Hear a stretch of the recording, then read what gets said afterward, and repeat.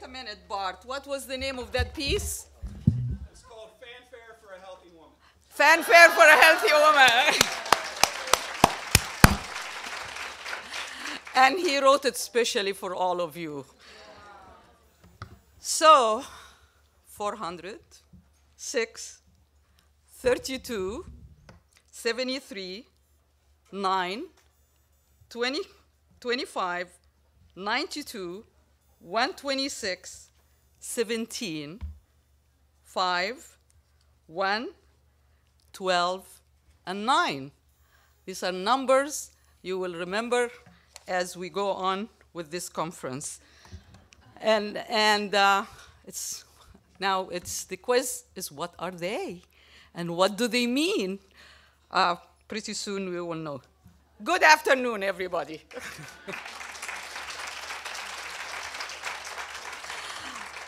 My name is Afaf Meleis, and I am the Dean of the School of Nursing here, and I am the Counsel General for the International Council on Women's Health, and I bid you, on behalf of everybody, a real warm welcome. It's so wonderful to have you here, all of you from so many different places, and I want first to give a warm welcome and acknowledge our First Lady of Pennsylvania, the Honorable Judge Midge Rendell.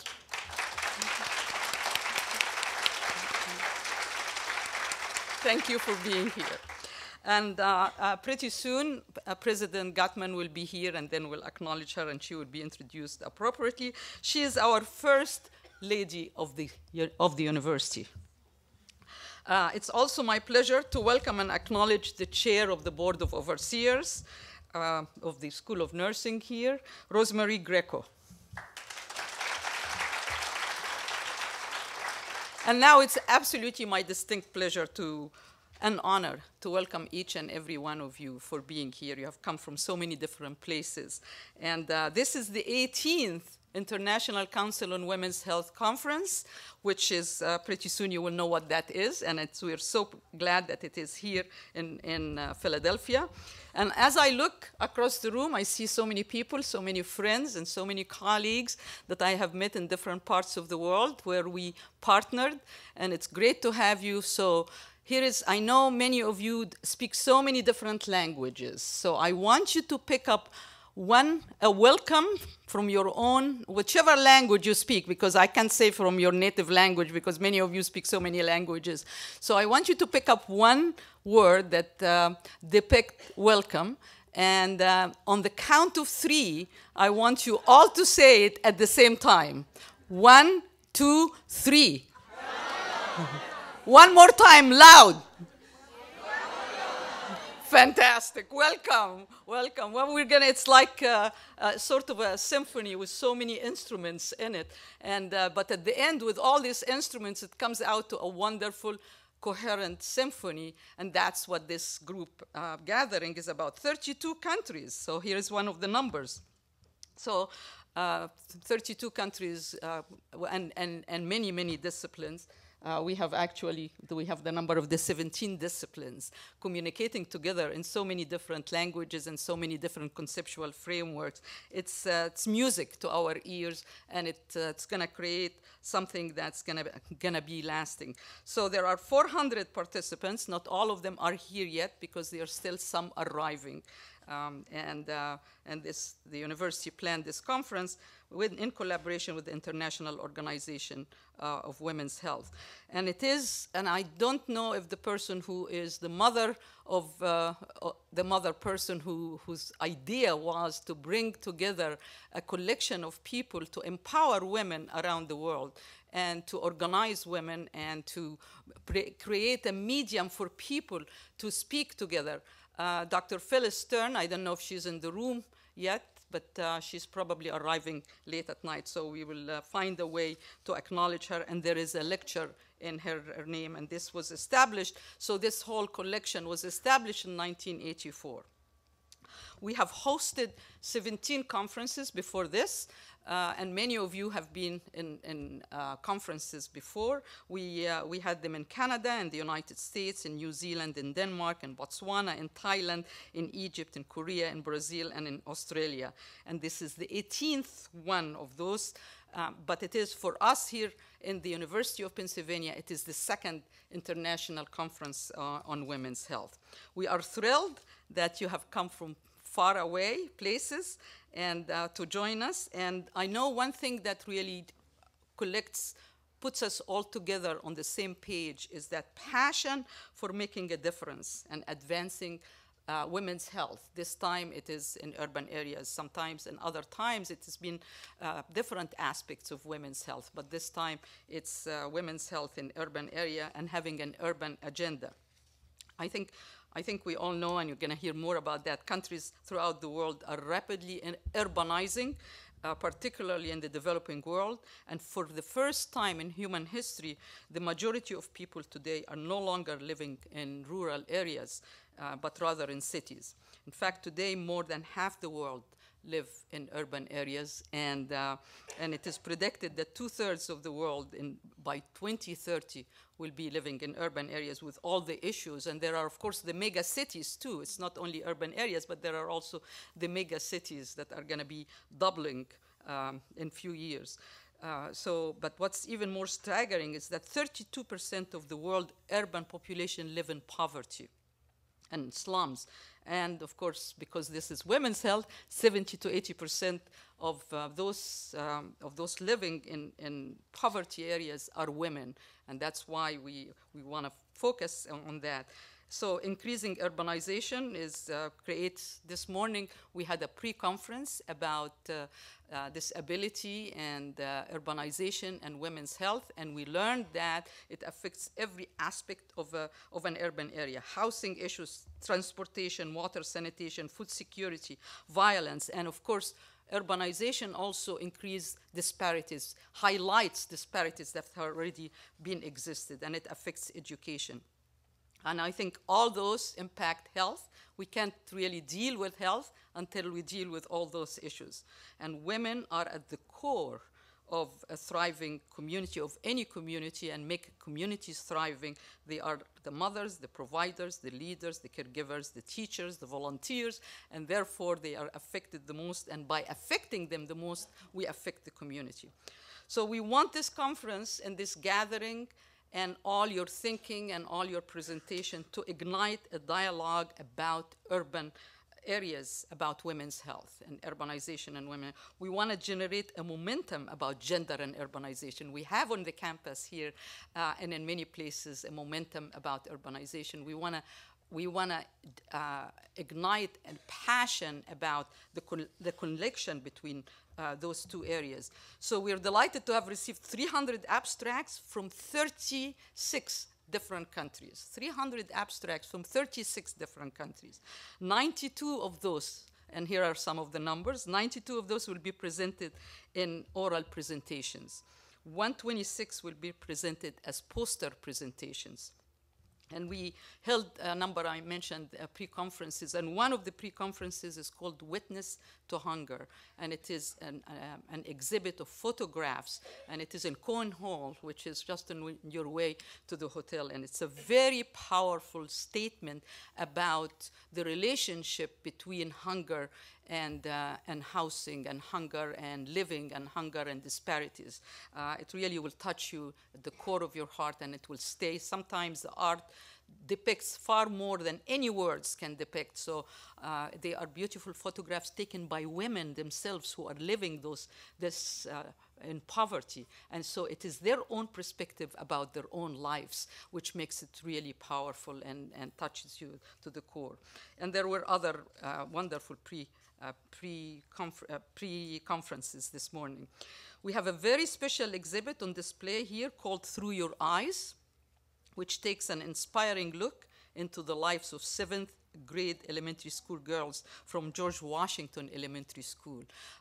The creation of this exhibit was led by Judy Gillis, a very talented photographer. Judy, are you here? Judy Gillis, right there. Thank you, Judy. She gave cameras to 7th graders and asked them to take photographs from their perspective about their own community. And they are hanging right here in the lobby, so please take time to look at that, because we're trying to look in this gathering about urbanization and women's health from so many different perspectives. These photographs embody actually the theme of the conference. We have also engaged Pennsylvania high school students to think about urban women's health by partnering with our own very first lady of Pennsylvania, the Honorable Judge Midge Rendell, and that's by holding our Your Worldview student video contest. Your Worldview student video contest, a mouthful. We asked high school students across the Commonwealth of Pennsylvania to take videos and to submit videos on their views of the impact of cities may have on women's health and what might be their ideas for solutions. So students with their teachers engage in dialogue about this. It is really about consciousness raising, about the connection between urbanization and women's health. And we are absolutely thrilled that 10 students of the top 3 winning videos are here with us today, and I want you to stand up to be acknowledged. They are right in the back there.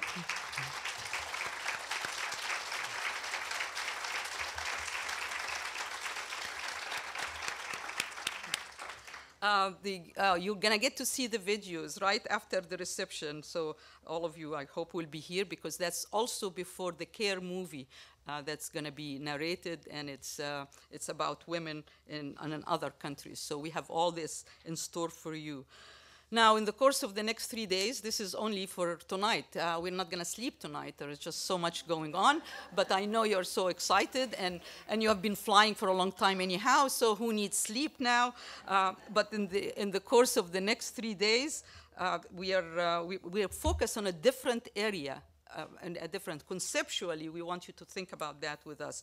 So tomorrow morning, we will begin at Annenberg Center for Performing Arts, and we are going to examine urban spaces. So tomorrow is about urban spaces. That's the physical environment and the whole environment.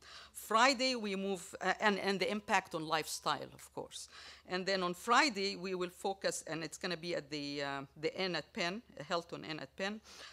We will be spending the day focusing on the lens of public health on women's lifestyle. So from space, then we go to women's health public health.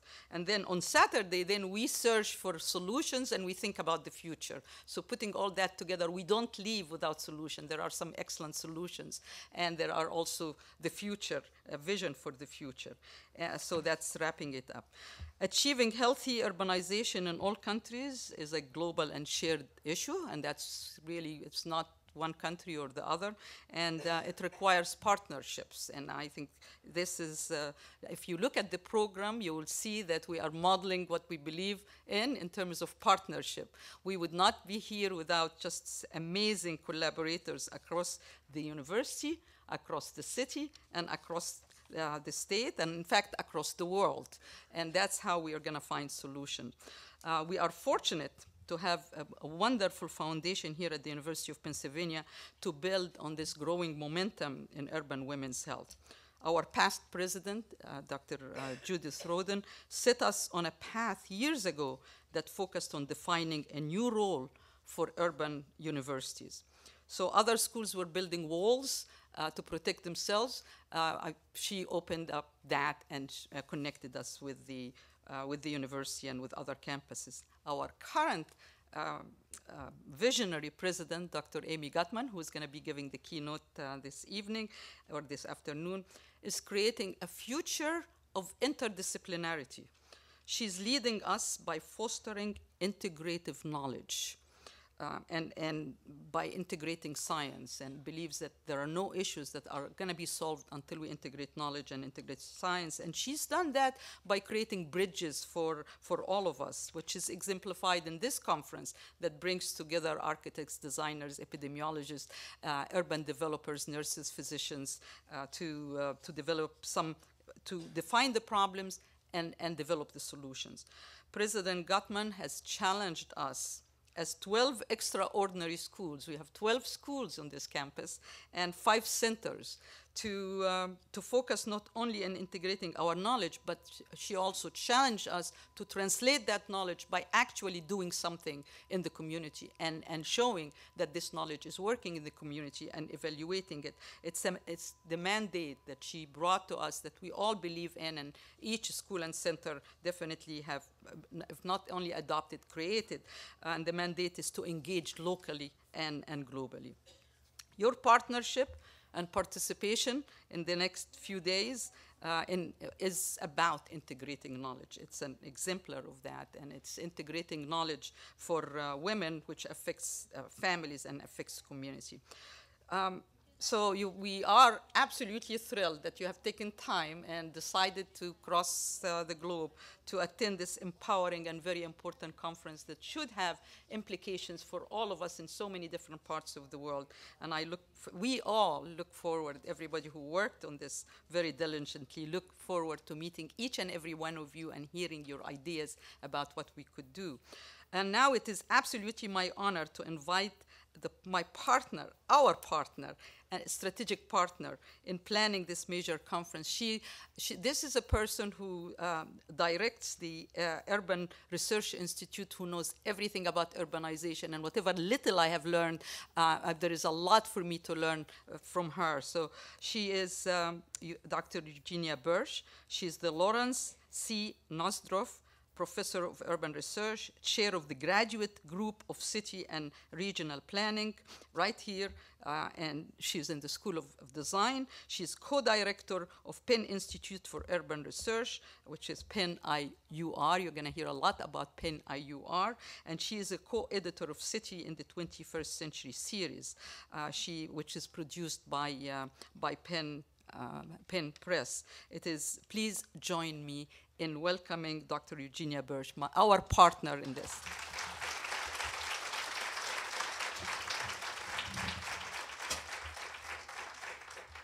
Good afternoon, and thank you, Afaf. And I think before Afaf sits down, we should give Afaf and her team a big hand.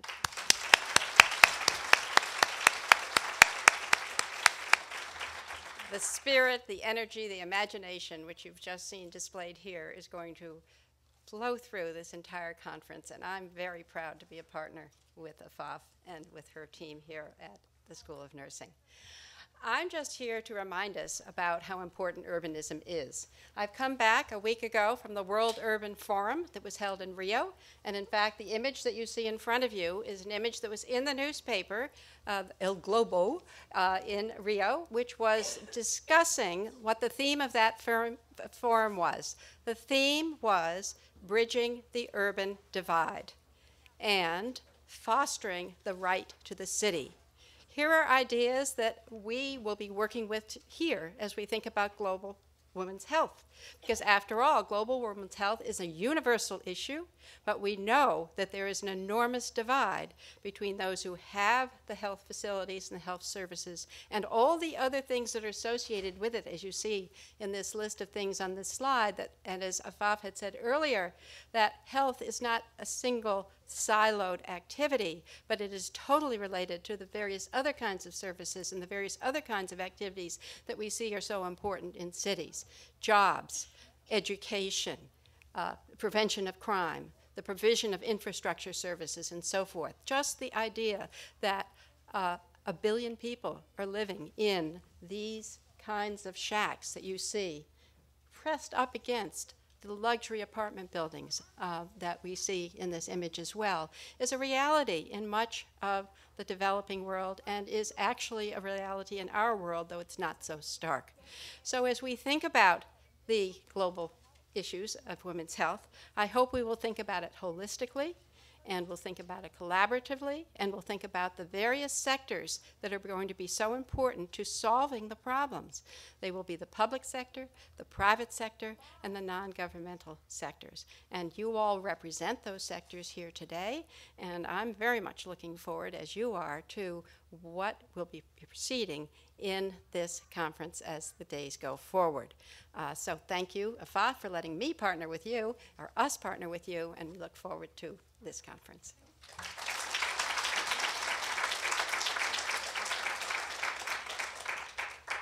Thank you, Jeannie, and we're really looking forward to learning a lot more about this. And this was another powerful conference, but it probably they didn't talk much about gender there, did they? They have a lot of women. Right. And you will have one of the stars of the conference as a speaker, Sheila Patel. Oh, excellent. Okay. Well, thank you for being there and being here. Now, it is absolutely my great honor to introduce to you to Dr. Patricia Davidson. Fondly, we call her Trish. She is the professor and director of cardiovascular and chronic care center at Curtin University of Technology in Australia. She is currently the president of the International Council on Women's Health, ICOWHI, as we got some, I think some people say ICOWHI, but we think most of us say ICOWHI. And she is, as a president, she's soon to become the Council General. I have 2 more days as the Council General, and then she becomes the Council General, and she's going to take it to this organization to far new heights and take it, as our president says, from excellence to eminence. So please join me in welcoming Dr. Patricia Davidson.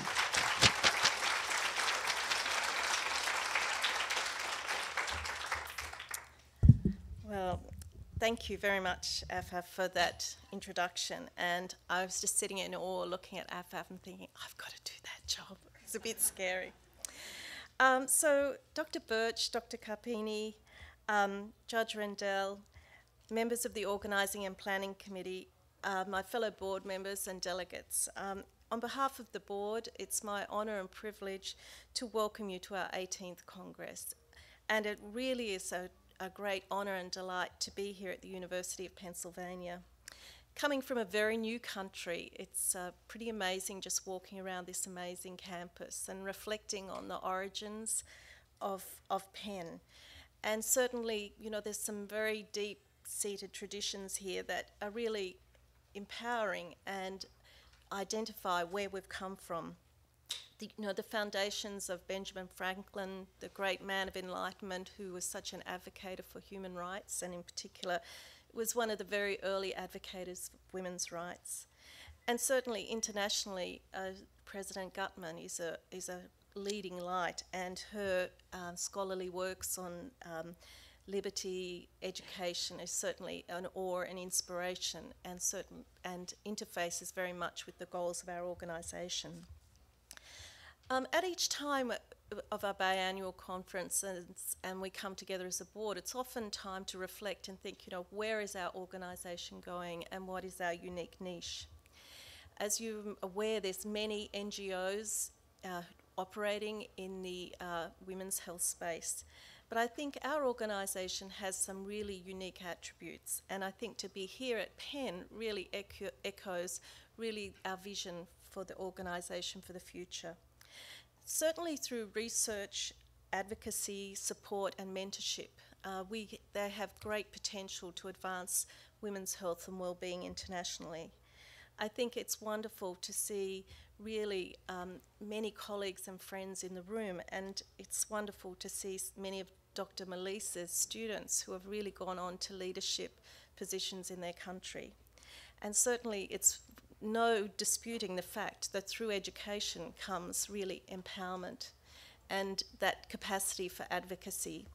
And certainly women's place in society is a great marker of the health and well-being of communities. So it was wonderful today at our pre-conference to see some of the wonderful doctoral students here at Penn from Lebanon, South Korea, who are going to go back to those places and be leaders. It's really, truly inspiring and motivating. The other thing that I just really wanted to tell you about was our organisation, as it traverses the world with these congresses, leaves some footprint. And even though there's 400 people here at this Congress, the activities disseminate broadly through the community. I think last count yesterday there was nearly 5,000 hits on the website, on the International Council of Women's Health Issues website, linked with Penn. So certainly that means that many people who would love to come but couldn't come have access to that information, and certainly that stimulates interest in women's health and well-being. Our meeting in Botswana had such an amazing media impact. I was even on Botswana, the president, Dr. Meleis and I were on Botswana TV. We had able to have meetings with the Minister for Health and certainly really bring to the prominence some of the very important issues there. I'm very proud to say that in Australia, we now, with a much more sort of favourable government, are now developing a national women's health policy, which I think many people contributed to when we had our meeting in Australia several years ago.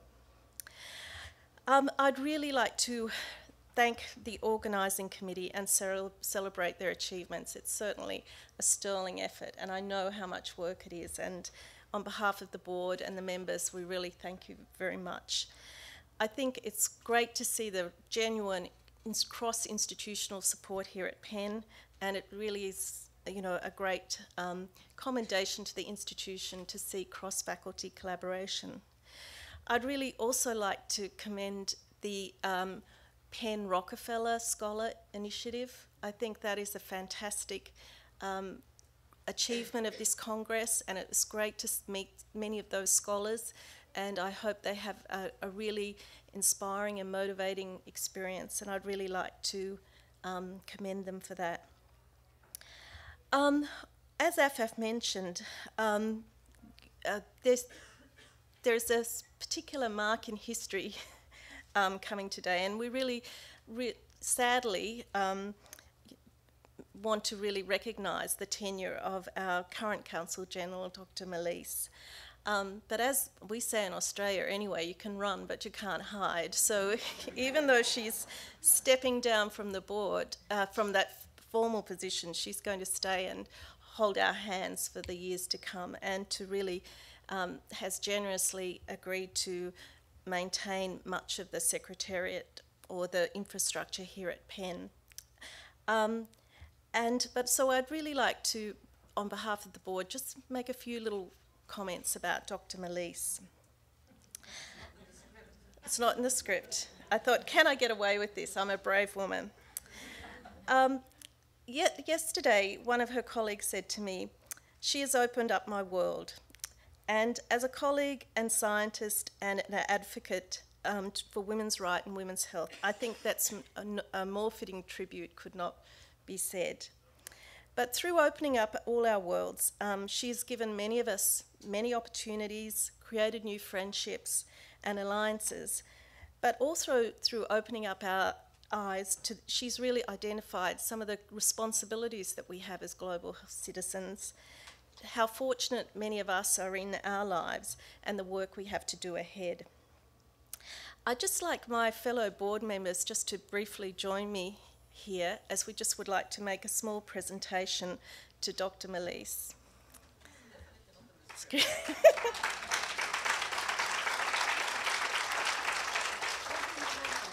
We're just here. Yeah. Some of the board members are still flying in, and we'd just like to present you with this small token of our esteem, and really, on behalf of all of you, acknowledge Dr. Meleis for her great contribution to our organisation and to women's health globally. And we look forward to a long association. And again, on behalf of the board of the International Council of Women's Health Issues and our members, we thank the University of Pennsylvania for their great generosity in hosting this meeting. Thank you. You're not allowed in this you're not allowed to be on the podium. Thank you. This is beautiful. This is very, very special. Okay. And one of the things that I have to teach you is that when it's not in the script, you don't include it. Thank you. Thank you.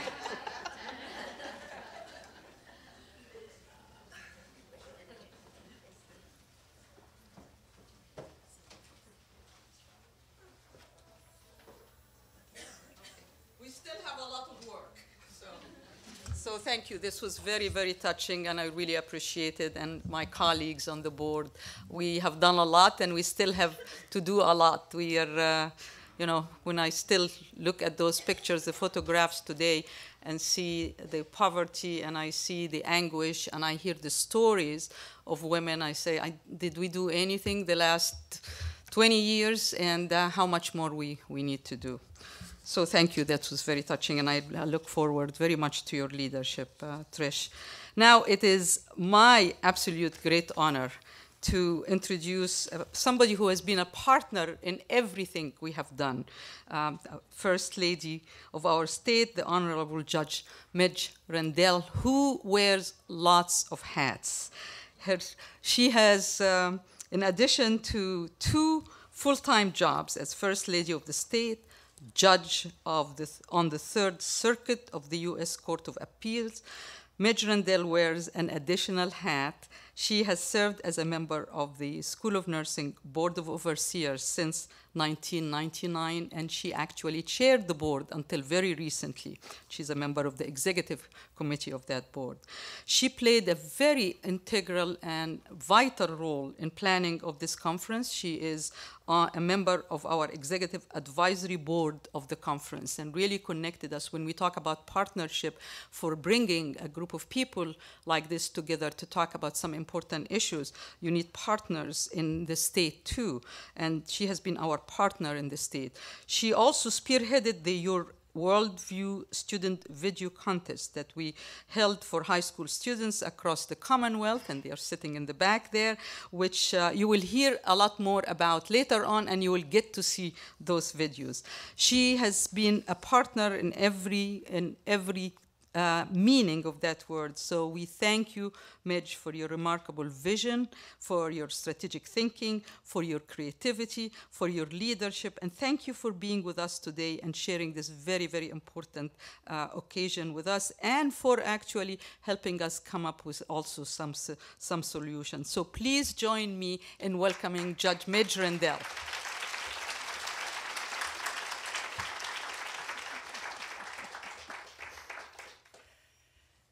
Well, Afaf mentioned my many hats.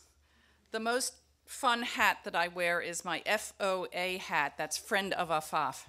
So that's the best hat that there can be, as I'm sure all of you who know and love our dear Dean here can appreciate.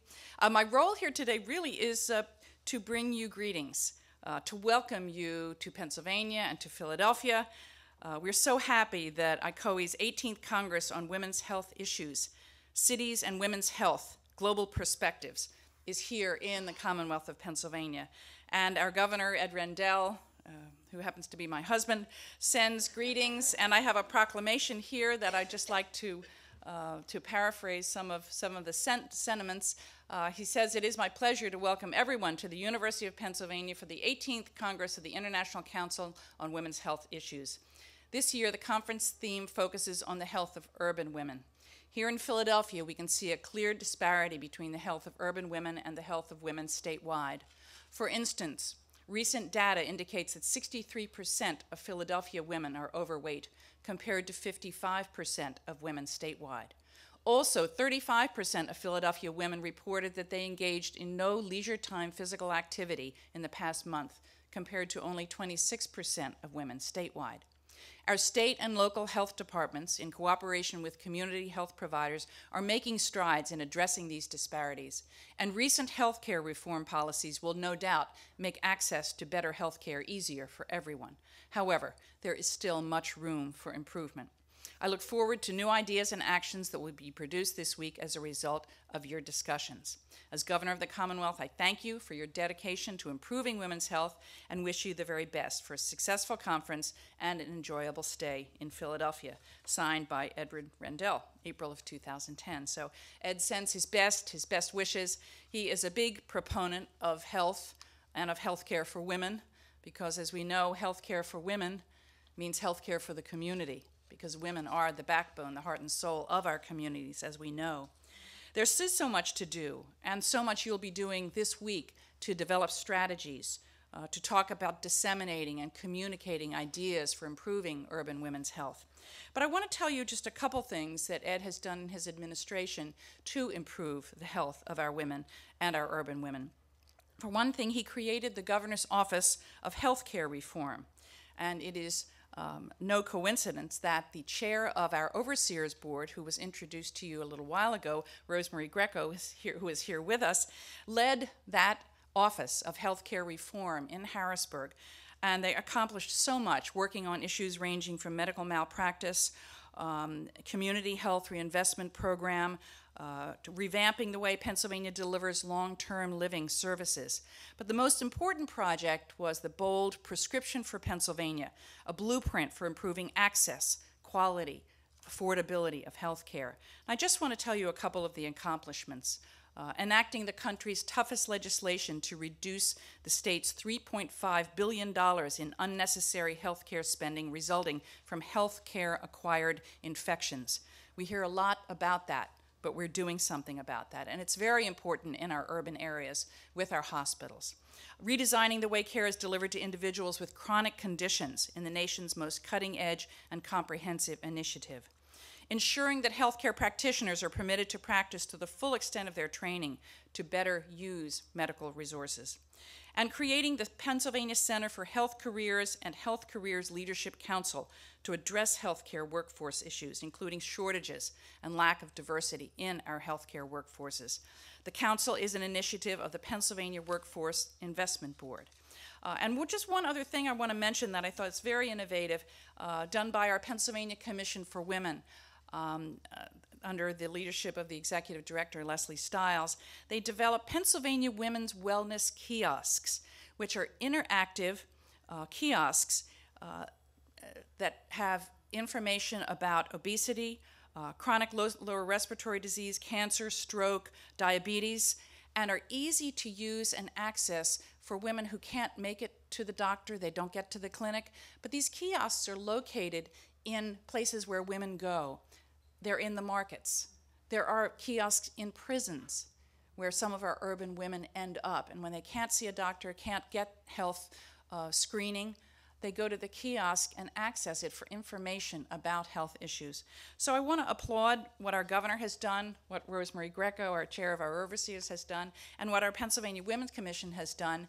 And I'm looking forward to hearing all of the ideas that come out of this conference because, as I said before, as the health of women goes, so goes the health of our communities. Thank you very much.